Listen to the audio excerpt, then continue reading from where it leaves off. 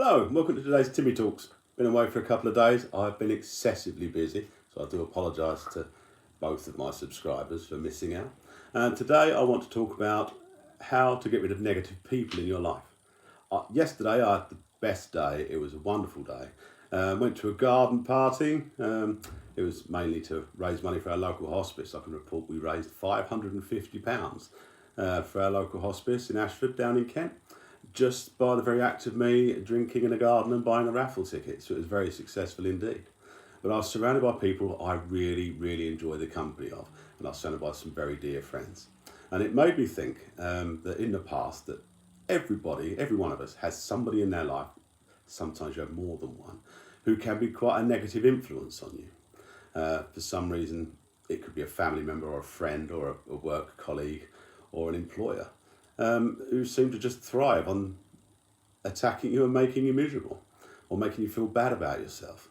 The best thing to do in that situation is to just try and detach from them. It's very difficult, but when they can't challenge you or when they can't make you feel the way they expect you to feel, they get very confused and they wonder why that you're changing. But it's not the way they're treating you that's changing, it's the way you take what they say to you on board. It's very important that you maintain a very close, good set of friends. But if one of them is a negative influence on you, you can support them for as long as you can.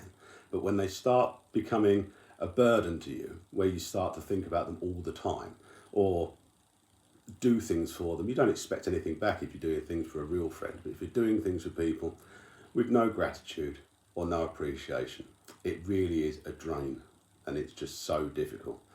So all I can suggest to people is that find yourself a good group of friends. They're the ones you need.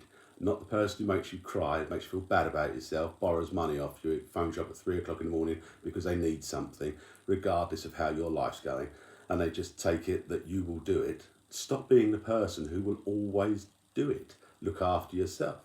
And very much so with relationships. If you're in a relationship with a man or a woman, and they don't want to be with you, they don't enjoy your company anymore, it's simple. Give them what they want. Cut them out completely. That's the best way. Move along. Fill your life up with other things. You will become a more rounded and enriched person if you start doing the things that you've always used to do. You will thrive in everything. There are things you probably did years ago. Could be an instrument, could be reading more, could be just going on a bike ride. All the things that you forgot you really enjoyed doing. Do them. Grow. Become stronger. Become a more rounded person. Become the person that you know you could be and that you always want to be. It's so simple, but just seems so complicated. So remove yourself from negative people. Remove yourself from situations that upset you. And you will grow and you will become infinitely happy. Take care. Oh, hang on. Today's record recommendation, I do apologise, I do forget them. A bit of a black metal day for me today. So I've been listening today to the Principle of Evil Made Flesh album by England's best extreme metal band, Cradle of Filth. It's 30 years old now. I went up to London and bought it on vinyl the week it came out with a very dear friend of mine. And it is still one of the best albums I have ever heard. So give it a listen. It's not everyone's cup of tea. Read the lyrics, you might enjoy them. So that's The Principle of Evil Made Flesh by Cradle of Filth. Take care, everybody. Bye-bye.